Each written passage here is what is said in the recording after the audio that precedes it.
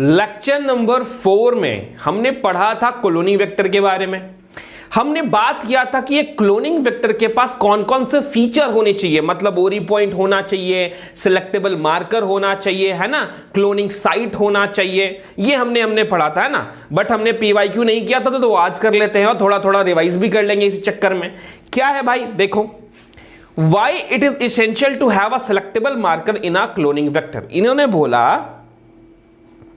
क्या बोला इन्होंने, शायद पीछे कोई सवाल था क्या, हाँ यहां से है। Why is it essential to have a selectable marker, मतलब भैया सिलेक्टेबल मार्कर होने का क्या फायदा है एक क्लोनिंग वेक्टर में। क्लोनिंग वेक्टर मतलब, अरे यार ऐसा वेक्टर जिसको आप रिकॉम्बिनेंट डीएनए बनाना चाहते हो, ठीक है। आपने बोला था सिलेक्टेबल मार्कर मतलब सर कोई एंटीबायोटिक रेसिस्टेंट जीन होना चाहिए, for example ampicillin, for example tetracycline, और आपने ये भी बोला था कि फॉर एग्जांपल एम्पिसिलिन वाले जगह पे अब आपने अगर अपना जीन ऑफ इंटरेस्ट ऐड कर दिया तो एम्पिसिलिन काम नहीं करेगा, सिर्फ और सिर्फ टेट्रासाइक्लिन काम करेगा, तो आप पहचान जाओगे ना। फॉर एग्जांपल आपका दो बैक्टीरिया है जो मिल गया आपस में, पहला जिसके पास एम्पिसिलिन वाला भी है और टेट्रासाइक्लिन वाला भी है, दूसरा जिसके पास सिर्फ और सिर्फ एम्पिसिलिन वाला है क्योंकि आपने टेट्रासाइक्लिन वाले जगह पे क्या किया है, जीन को ऐड कर दिया, तो इनएक्टिव हो गया। याद है, इंसर्शनल इनएक्टिवेशन। हाँ सर, तो जिसमें आपने जीन ऑफ इंटरेस्ट ऐड कर दिया उसमें टेट्रासाइक्लिन काम नहीं कर रहा है, सिर्फ और सिर्फ क्या काम कर रहा है, एम्पिसिलिन काम कर रहा है। तो जब आप उसको ग्रो कराओगे मीडियम में तो सिर्फ और सिर्फ वो एम्पिसिलिन में ही ग्रो कर पाएगा, टेट्रासाइक्लिन में वो मर जाएगा क्योंकि टेट्रासाइक्लिन से बचने के लिए उसके पास कोई जीन नहीं है। लेकिन जिसमें आपने जीन ऐड नहीं किया है, जो नॉन रिकॉम्बिनेंट है, जो नॉन ट्रांसफॉर्मेंट है, जो पुराना वाला है, उसमें तो एम्पिसिलिन भी काम कर रहा है, टेट्रासाइक्लिन भी काम कर रहा है, तो क्या करेंगे भाई, पहचान जाएंगे उसको। किसी में भी ग्रो कराओ दोनों में ग्रो करेगा, क्यों, दोनों से बचने वाला जीन उसके पास है। तो क्या लिखा हुआ है, selectable marker are essential to identify an limit. आप पहचान सकते हो कौन ट्रांसफॉर्मेंट है कौन ट्रांसफॉर्मेंट नहीं है, ठीक है, और सिलेक्ट करके आप परमिट कर सकते हो कि जो ट्रांसफॉर्मेंट है जिसमें जीन चला गया सिर्फ वही ग्रो करे, उसको हम अलग कर दें। ये तो समझ में आता है। फिर क्या लिखा हुआ है, biotechnologist refer to agrobacterium tumefaciens as a natural genetic engineering of plant. देखो, एग्रोबैक्टीरियम टूनिफेशियम क्या था, टीडीएनए को प्लांट में ऐड कर दे रहा था जिससे ट्यूमर हो रहा था। तो हमने क्या किया, ट्यूमर करने वाला डीएनए को निकाल दिया, उसके जगह पे अपना वाला डीएनए डाल दिया जो हम ऐड करना चाहते हैं प्लांट में। अब वो अटैक करता है, ऐसी बात नहीं वो अटैक नहीं करता, वो अटैक करता है, लेकिन वो अपना टीडीएनए नहीं डाल पा रहा है। क्यों, उसको तो हमने निकाल दिया है, तो वो ट्यूमर नहीं करता है, हमारा वाला काम करता है जो हम किया करते थे। समझ में आया, तो वही लिखा हुआ है, this is a reason because A tumefaciens can transfer gene naturally deliver कर देता है TDNA to a plant, A tumour induce. तो वही बात है ना, इसको हम नेचुरल जेनेटिक इसलिए क्योंकि ये कहीं ना कहीं डीएनए को ट्रांसफर कर रहा है किसी में, तो जेनेटिक इंजीनियरिंग कर रहा है, ठीक है। What are cloning site in a cloning vector? Explain their role. Name two such site in PBR 322 2014। Cloning site क्या होते हैं, क्लोनिंग साइट होते हैं रिकॉग्निशन साइट। मतलब सर, अरे मतलब जैसे बाम H1 था, है ना, PVU सेकेंड था, है ना, ये सब था, तो ये सब क्या था, रिकॉग्निशन साइट था, उसी को तो हम बोलते थे क्लोनिंग साइट। यहां पे क्या करेंगे हम, यहां पे उस रिस्ट्रिक्शन एंजाइम से कट लाएंगे। फॉर एग्जांपल बाम H1 का अगर रिस्ट्रिक्शन बोल रहा हूं, अगर रिकॉग्निशन साइट है तो वहां पे बाम H1 काम करेगा। बाम H1 क्या है सर, पिछले लेक्चर में बताया है, बाम H1 क्या है, रिस्ट्रिक्शन एंजाइम, वहां पे कट लगाएगा, आप वहां पे कुछ भी ऐड कर सकते हो। फॉर एग्जांपल इकोआर बाम H1, समझ आता है, ठीक है भाई। How can DNA segment separate by gel electrophoresis by visualization. अब देख, जेल इलेक्ट्रोफोरेसिस में सवाल है, तो हमने बोला the separated DNA molecule are visual only, सिर्फ स्टेनिंग करेंगे इससे इथिडियम ब्रोमाइड से, फिर यूवी रे में देखेंगे तो ये ब्राइट ऑरेंज की तरह दिखेगा, और फिर उनको हम अलग कर लेंगे काट के अलग करते हैं, इसको इल्यूजन कहते हैं। क्या लिखा हुआ है, why does the insertional inactivation method to detect recombinant DNA to perfect. अब क्या देखा, देखो उसने बोला कि सर ऐसा है कि इंसर्शनल इनएक्टिवेशन जो है वो एक अच्छा मेथड है, किससे, जो आप एंटीबायोटिक वाला काम करते थे, आप क्या करते थे, एंटीबायोटिक वाले साइड पे जीन को ऐड करते थे, अगर वो उस एंटीबायोटिक में ग्रो किया तो ऐड हो गया है, नहीं ग्रो अगर ग्रो नहीं किया तो ऐड हो गया है, ग्रो किया तो नहीं ऐड हुआ है, आप करते थे। तो उसमें अलग अलग आपको प्लेट बनाना पड़ता था। लेकिन जब हम इंसर्शनल इनएक्टिवेशन की बात करते हैं तो क्या होता है, देखो इसमें क्या होता है कि क्रोमोजेनिक सब्सटेंस होता है जो कि ब्लू कलर देता है, ठीक है। आपने इंसर्ट नहीं किया तो वो बैक्टीरिया की पूरी कॉलोनी ब्लू कलर देगा, क्यों? क्योंकि उसमें क्रोमोजेनिक सब्सटेंस बनाने वाली जीन प्रेजेंट है, ठीक है। लेकिन जब आपने जीन ऐड कर दिया, आपने क्या किया, उस जगह पे जहां जो जीन कलर प्रोड्यूस कर रहा था उसी जीन को दो टुकड़े अलग अलग हो गए और बीच में क्या डाल दिया आपने, कोई जीन डाल दिया इंसुलिन बनाने वाला, तो वो काम नहीं करेगा, इंसर्शनल इनएक्टिवेशन हो जाएगा, है ना, तो कलर प्रोड्यूस नहीं करेगा। तो ऐसे आप आंख से देख के बता सकते हो, आपको बार बार अलग अलग कराने की जरूरत नहीं है, ठीक है, ऐसा समझ में आता है। अगला क्या है, राइट द रोल ऑफ ओरी and restriction site in the, देखो ओरी पॉइंट का साइट वो जो एप्लीकेशन स्टार्ट करवाता है ना, दिस इज रिस्पॉन्सिबल फॉर और ये नंबर ऑफ कॉपी भी करता है, क्या नंबर ऑफ कॉपी भी ये रिस्पॉन्सिबल है, कितना नंबर ऑफ कॉपी बनेगा।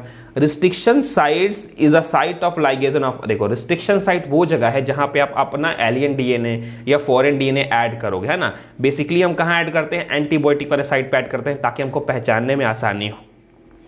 A recombinant vector with the gene of interest inserted within the gene of alpha galactosidase enzyme is introduced into a bacterium. क्या लिखा हुआ है, explain the method that will help in the selection of recombinant, क्या लिखा हुआ है, a recombinant vector with the gene of interest inserted in the gene of देखो क्या लिखा हुआ है, उन्होंने बोला कि एक रिकॉम्बिनेंट वेक्टर है, उसमें जीन ऑफ इंटरेस्ट आपने कहाँ ऐड किया, अल्फा गैलेक्टोसाइडेज वाले पे ऐड किया, ठीक है। तो कैसे आप इसकी, आपने जब अल्फा गैलेक्टोसाइडेज वाली जगह पे ऐड कर दिया अपना जीन ऑफ इंटरेस्ट, तो आप ये कैसे आपको मदद कर रहा है कि किस में ऐड हुआ है किस में नहीं ऐड हुआ है, आप पहचान पाते हो। तो देखो bacteria is grown in medium with chromogenic substance, blue colour देगा क्लोरो, अगर आपने ऐड कर दिया, जो रिकॉम्बिनेंट नहीं है वो तो ब्लू कलर देगा, लेकिन जो रिकॉम्बिनेंट है वो क्या देगा, वो ब्लू कलर प्रोड्यूस नहीं करेगा। वाई दिस मेथड सेलेक्ट, ये इस मेथड को हम इंसर्शनल इनएक्टिवेशन क्यों बोलते हैं, क्योंकि जैसे ही आपने अपना फॉरेन डीएनए इंसर्ट किया, जैसे ही आपने क्या किया, फॉरेन डीएनए इंसर्ट किया, वैसे ही कलर बनाने वाला जीन कैसे हो गए, इनएक्टिव हो गए, तो इंसर्शनल इनएक्टिवेशन, ठीक है। How is insertional inactivation of enzyme use, कैसे यूज करते हैं भाई, तो कितनी बार बोला है यार कि ब्लू कलर प्रोड्यूस करेगा जो रिकॉम्बिनेंट नहीं है, non recombinant blue colour produce करेगा। और क्या मैंने बोला, और मैंने बोला कि जो क्या, और क्या बोला, जो नॉन ट्रांसफॉर्मेंट हो ब्लू कलर, जो ट्रांसफॉर्मेंट हो blue colour non colour produce करेगा, ठीक है सर। अगला क्या है, explain the process by which अब देखो ये क्वेश्चन आज मैं पढ़ाऊंगा, ये आज होगा, ये बता देता हूं। देखो what is T plasmid, name the organism where it found, how does help in genetic engineering. T plasmid क्या है, अरे यार प्लाज्मिड बोल दिया ना, तो एक्स्ट्रा क्रोमोसोमल डीएनए, ठीक है, जो क्या करता है, जीन ऑफ इंटरेस्ट को प्लांट्स में डालता है। टीआई प्लाज्मिड याद करो, ट्यूबरफेसियम एग्रोबैक्टीरियम का है वो, ठीक है, एग्रोबैक्टीरियम ट्यूनिफेसिया में प्रेजेंट होता है। टीआई प्लाज्मिड को हम जेनेटिक ट्रांसफर के लिए डाइकॉट प्लांट में कुछ डालना हो तो यूज कर सकते हैं, ये ट्यूमर इंड्यूस करता है, ठीक है। The Ti plasmid of agrobacterium tumefaciens had been modified into cloning vector which are no more pathogenic. क्या बोला उन्होंने बोला भाई ऐसा, अगर आप अपने जीन ऑफ इंटरेस्ट को किसी डाइकॉट प्लांट में डालना है तो आप क्या करोगे, टीआई प्लाज्मिड को निकालोगे, अब वो तो ट्यूमर करता है, तो उसमें से वो ट्यूमर करने वाला जीन हटा दोगे, उसमें अपना जीन डाल दोगे और दोबारा बैक्टीरिया में डाल दोगे, बैक्टीरियम बैक्टीरियम अब तुम्हारा काम करेगा, जाके जीन ऑफ इंटरेस्ट ऐड कर देगा, ठीक है। अब देखो अगला क्या है, name the organism in which the vector shows in inserted to get the copy of in desire gene, ठीक है। ऑर्गेनिज्म का नाम क्या है, ये एशिया कोलाई का दिया हुआ है, आपको पता है PBR322 Asia coli. Mention the area level in the vector responsible for controlling, देख कंट्रोलिंग ओरी पॉइंट करता था, याद है, एनसीईआरटी में दिया हुआ है। नेम, ये 3 नंबर वाला सवाल है भाई, देखो 3 पॉइंट दिया हुआ है। Name and explain the role of selectable marker, selectable का काम पता है ना, नॉन रिकॉम्बिनेंट को रिकॉम्बिनेंट से अलग करना, अगर ऐसा ही बोल सकते हो ट्रांसफॉर्मेंट को नॉन ट्रांसफॉर्मेंट से अलग करना, किसका काम होता है, सिलेक्टेबल मार्कर की मदद से करता है। सिलेक्टेबल मार्कर क्या होता है, एंटीबायोटिक होता है, वही पूरा लिखा हुआ है। और बाम H1 साइट वो टेट्रासाइक्लिन वाली जगह पे था, है ना, ठीक है। अब आपको देखो इसमें A पहचानना है और D पहचानना है, तो आपने बोला सर बाम H1 दिया है, ये टेट्रासाइक्लिन वाला जगह है, PU सेकंड, PST1 है, ये एम्पिसिन वाला जगह है, तो A gene for ampicillin, D for gene of tetracycline, ठीक है। बी क्या हुआ है, how is the coding sequence of beta galactoside consider better marker than, देखो क्या लिखा उन्होंने बोला कि भाई ऐसा है कि बीटा गैलेक्टोसाइटेज वाला आइडिया ज़्यादा अच्छा है एज कंपेयर टू एंटीबायोटिक। क्यों? क्योंकि यार उसमें आंखों से देख के बता सकते हो, समझ आया, कौन रिकॉम्बिनेंट कौन रिकॉम्बिनेंट नहीं है। जो नॉन रिकॉम्बिनेंट होता है वो ब्लू कलर देता है, जो रिकॉम्बिनेंट है जिसमें जीन हमने डाल दिया है वो कोई कलर प्रोड्यूस नहीं करेगा। अब आते हैं हम आज के टॉपिक पे। आज का लेक्चर आपका थोड़ा छोटा होगा क्योंकि आपने पिछले बहुत लंबे लंबे लेक्चर झेले हैं, ठीक है भाई। तो क्या पढ़ना है आज पढ़ना है कॉम्पिटेंट होस्ट। अब सर इसका तो मतलब है समझ में नहीं आता है, ध्यान से सुनो मेरी बात, ध्यान सुनो, ध्यान से बता रहा हूं। देखो यार ऐसा है कि तुमने क्या किया कि तुमने डीएनए को निकाल लिया, प्लाज्मिड को आपने निकाल लिया। अब आप कहीं ना कहीं चाहते हो कि डीएनए को हम ऐड करें। क्या करें? डीएनए को हम ऐड करें, मतलब क्या बोल रहे हैं, देखो complete host for transformation with recombinant DNA. आपने क्या किया, प्लाज्मिड को निकाल लिया, ये एक बैक्टीरिया था, इसका प्लाज्मिड आपने बाहर निकाल लिया, ये प्लाज्मिड फॉर एग्जांपल, और इसमें क्या आपने अपना जीन ऑफ इंटरेस्ट को ऐड कर दिया।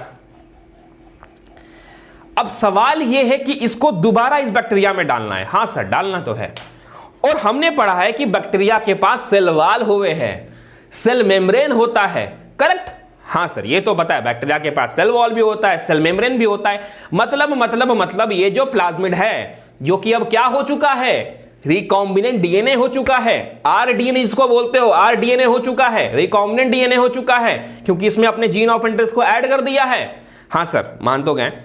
इसको क्या करना है, इसको उठा के बैक्टीरिया के अंदर दोबारा डालना है। अब बैक्टीरिया इतनी आसानी से नहीं लेगा, वो बोलेगा ना ऐसे आसानी से कैसे ले ले, है ना कोई अपना भी कोई इज्जत है। तो कैसे डालते हैं, मतलब हम कि बैक्टीरिया को कैसे कॉम्पिटेंट बनाते हैं, कैसे बनाते हैं बैक्टीरिया को, कैसे कॉम्पिटेंट बनाते हैं, मतलब उसको कैसे ऐसा तैयार कर देते हैं, कैसे ऐसा उसको कैसे कंडीशंस को तैयार कर देते हैं कि वो जीन और वो पूरा का पूरा रिकॉम्बिनेंट डीएनए उसके अंदर चला जाता है। क्या मैंने बोला आपका एक बैक्टीरिया था, उसका प्लाज्मिड बाहर निकाला, उस प्लाज्मिड में आपने क्या कर दिया, अपना जीन ऑफ इंटरेस्ट ऐड कर दिया। अब वो प्लाज्मिड नहीं रहा, अब वो प्लाज्मिड हो चुका है रिकॉम्बिनेंट डीएनए। हाँ क्योंकि उसमें डीएनए के 2 कॉम्बिनेशन आ चुके हैं, रिकॉम्बिनेंट डीएनए, जहां ऐड करना था आपने ऐड कर दिया। अब आप चाहते हो कि वो रिकॉम्बिनेंट डीएनए जो कि वेक्टर, जो प्लाज्मिड है, जो वेक्टर है, जो प्लाज्मिड है, जो रिकॉम्बिनेंट डीएनए, आप चाहते हो कि वो बैक्टीरिया के अंदर चला जाए, लेकिन बैक्टीरिया इतनी आसानी से नहीं लेगा। तो बैक्टीरिया को उस कंडीशन पे ले आना कि उस रिकॉम्बिनेंट डीएनए को वो टेकअप कर ले। इसी प्रोसेस को कहते हैं हम कि होस्ट को हम कॉम्पिटेंट बना रहे हैं, क्योंकि बैक्टीरिया एक होस्ट, उसको कॉम्पिटेंट बना रहे हैं, उसको तैयार करें कि भाई तू इस प्लाज्मिड को दोबारा ले ले। देखो क्या लिखा हुआ है, डीएनए हाइड्रोफिलिक नेचर का होता है, तो भैया ये सेल मेम्ब्रेन को आसानी से पास नहीं करेगा। क्या करेगा, ये आसानी से सेल मेम्ब्रेन को पास नहीं करेगा। तो why, in order to force bacteria DNA take up the plasmid, the bacteria cell must first be competent to take DNA. क्या बोला उन्होंने, उससे पहले कि आप उसके साथ जोर जबरदस्ती करो कि भाई तू प्लाज्मिड लेने के लिए जोर जबरदस्ती करने से बेहतर है क्या करो, तुम उसको पहले आप उसको बनाओ कॉम्पिटेंट कि भाई तू डीएनए ले लेना यार, ठीक है। मतलब आपको बैक्टीरिया को मनाना पड़ेगा। कैसे मनाते हैं उसकी पूरी टेक्निक है। क्या मैंने बोला, डीएनए एक हाइड्रोफिलिक मॉलिक्यूल, तो वो आसानी से सेल मेम्ब्रेन को पास नहीं करेगा।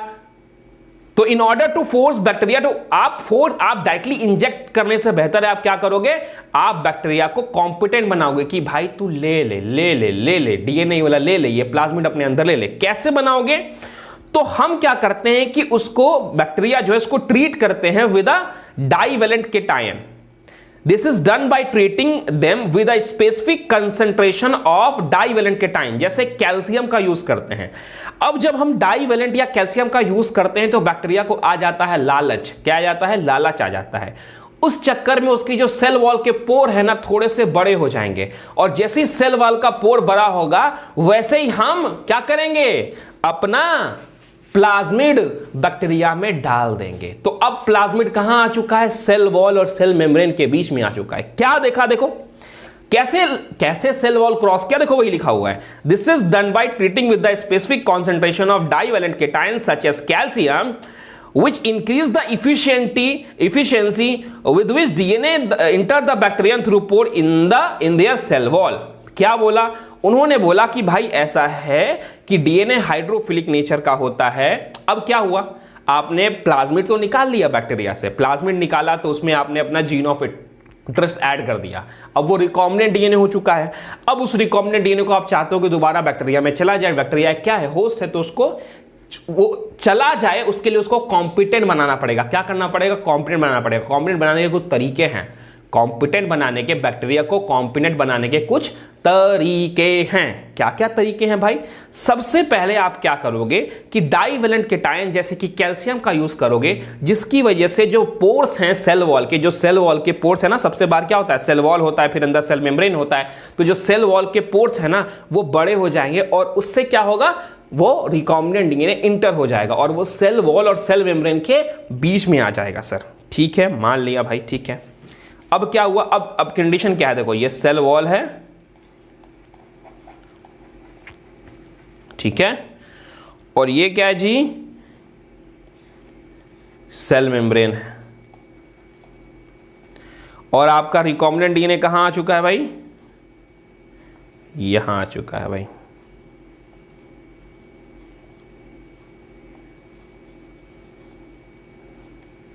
कैसे आया, डाइवैलेंट का यूज किया, कैल्शियम आयन का यूज किया और उसने ढकेल दिया उसको अंदर, कहां, सेल वॉल को क्रॉस करवा दिया।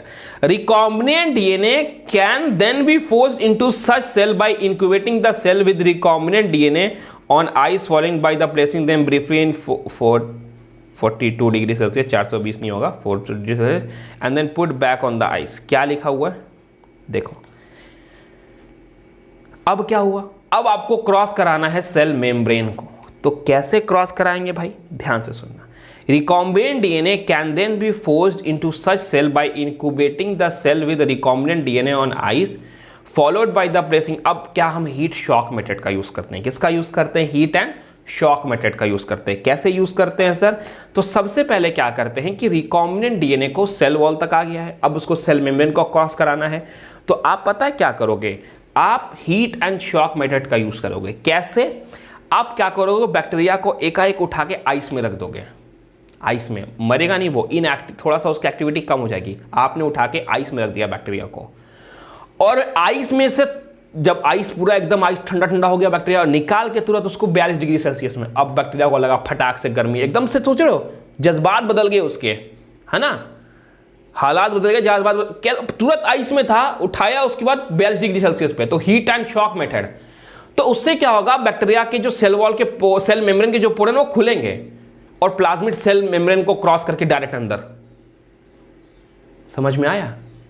और जैसे ही आपको पता लगा कि अंदर गया, तुरंत उठा के दोबारा आइस में डाल देंगे, क्योंकि आप एक उठा के रखोगे बाहर, कुछ देर में बैक्टीरिया मर जाएगा उसमें। तो पहले आप आइस में रखे थे, आपने उसको उठा के 42 डिग्री में रखा, तब सेल मेम्ब्रेन को क्रॉस करके रिकॉम्बिनेंट डीएनए अंदर चला गया, उसके बाद उसको वहां से उठा के दोबारा आइस में रख देंगे, उसके बाद धीरे धीरे उसका टेम्परेचर बढ़ाएंगे, आइस में रखा था ना, फिर धीरे धीरे टेम्परेचर बढ़ा के उसको फिर उसके नॉर्मल टेम्परेचर पे हम ले आएंगे। इसको कहते हैं हीट ऑन शॉक मेथड। समझ में आया, ठीक है।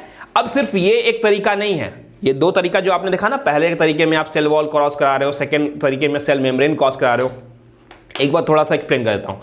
सेल वॉल क्रॉस कराने के लिए आपने डाइवैलेंट कैल्शियम आयन का यूज किया, ठीक है भाई, जिसकी वजह से पोर सेल वॉल के थोड़े से ओपन हुए और अंदर चला गया बैक्टीरिया। अब वो सेल वॉल और सेल मेम्ब्रेन के बीच में है। फिर आपने क्या किया, हीट एंड शॉक मेथड का यूज किया, बैक्टीरिया को आइस में रखा था, आइस में से उठा के तुरंत 42 डिग्री पे ले गए, और फिर जैसे ही आपको लगा कि अब सेल मेम्ब्रेन के अंदर चला गया होगा, उठा के दोबारा आइस में रख दिया, उस पर धीरे धीरे टेम्परेचर बढ़ा के उसको नॉर्मल कंडीशन पे ले आएंगे। ऐसे क्या होता है, रिकॉम्बिनेंट डीएनए बैक्टीरिया के अंदर चला जाता है। अब सिर्फ ये तरीका नहीं है, और भी क्या तरीका है भाई, ध्यान से सुनेंगे। इन अ मेथड नोन एज, अब एक मेथड जिसका नाम है माइक्रो इंजेक्शन। क्या है, माइक्रो इंजेक्शन। रिकॉम्बिनेंट डीएनए को डायरेक्टली हम एनिमल सेल के न्यूक्लियस में डाल देते हैं।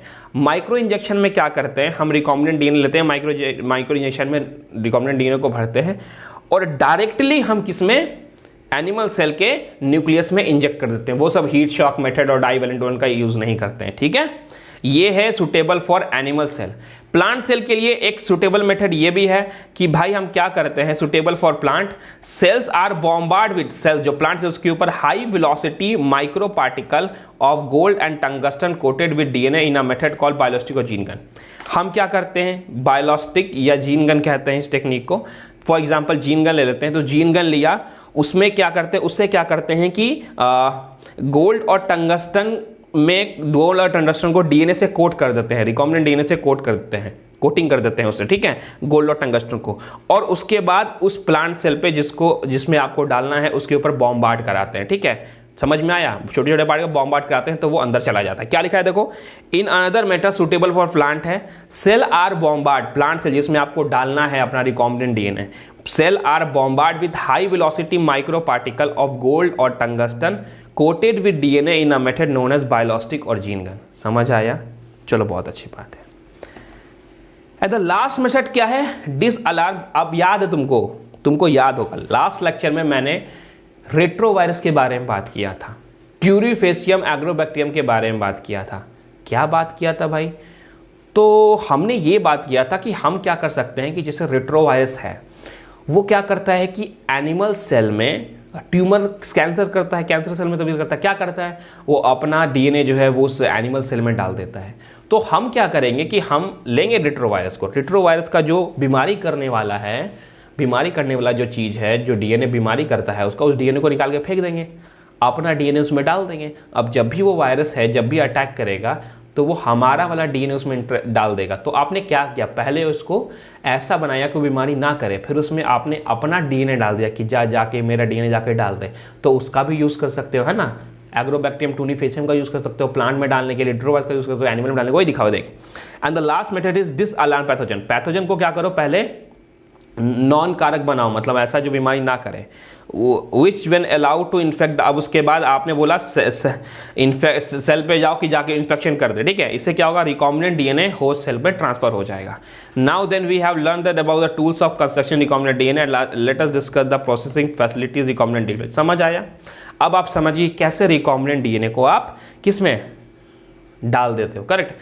अब हम समझेंगे पूरा का पूरा कि एक रिकॉम्बिनेंट डीएनए कैसे बनता है, ठीक है। क्या लिखा हुआ है, now that we have learn about the tool of constructing recombinant DNA, let us discuss the process facilitating recombinant DNA. क्या लिखा है देखो, उन्होंने बोला कि आपने पढ़ लिया, आप देखो आपने क्या क्या पढ़ा भाई, आपने क्या किया, आपने क्या क्या पढ़ा, देखो आपने क्या पढ़ा कि भाई जो आपका बैक्टीरिया है उसमें से प्लाज्मिड को बाहर निकालेंगे, ठीक है, कैसे निकालेंगे आपने जाना, कट लगाएंगे आपने जाना, कट लगाएंगे बहुत सारा फ्रैगमेंट हो जाएगा तो उसको अलग अलग कैसे करेंगे जाना, जेल इलेक्ट्रोफोरेसिस। फिर आपने बोला लाइगेज की मदद से अपना जीन ऑफ इंटरेस्ट ऐड करेंगे, आपने जान लिया सर, हाँ बहुत अच्छी बात है आपने जान लिया, ठीक है।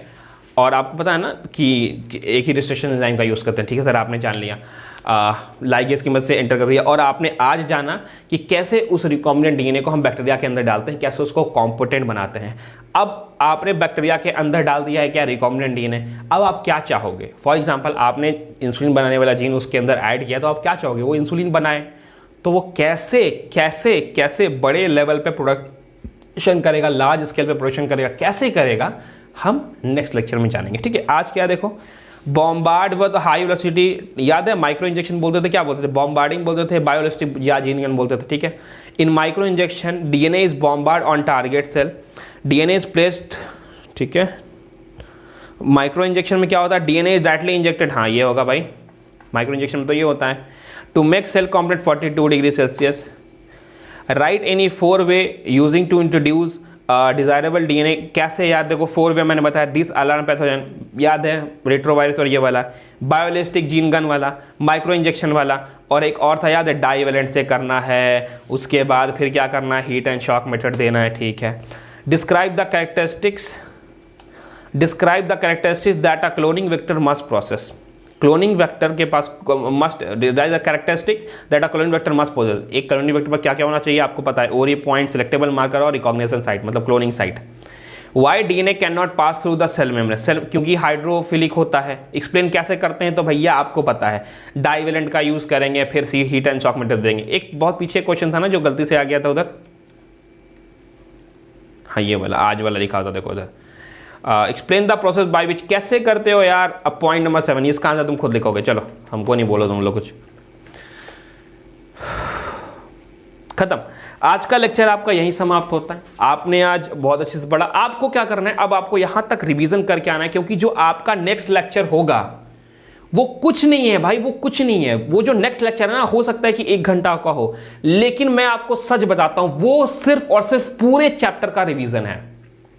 वो सिर्फ और सिर्फ पूरे चैप्टर, लिटरली मैं आपको आगे का भी जो है ना सब पढ़ा चुका हूं। जो बाकी बचा हुआ पोर्शन है उसमें 1 घंटे लगेंगे, मैं पूरा का पूरा आपको रिवाइज कराने वाला हूं। हूबहू वही चीज है आगे भी, ठीक है। और लेकिन नीट के लिए बहुत इंपॉर्टेंट है अगला पोर्शन, ठीक है, अक्सर क्वेश्चन वहीं से आता है। तो आज के लेक्चर को आराम से पढ़ेंगे। पिछले जितने भी लेक्चर्स हैं सबको बहुत अच्छे से आपको क्या करना है, रिवाइज करना है, क्योंकि जो आपका नेक्स्ट लेक्चर आने वाला है वो बहुत ही गर्दा होने वाला है, और ऐसा होगा कि आपका पिछला पूरा रिवाइज हो जाएगा, ठीक है। चलिए।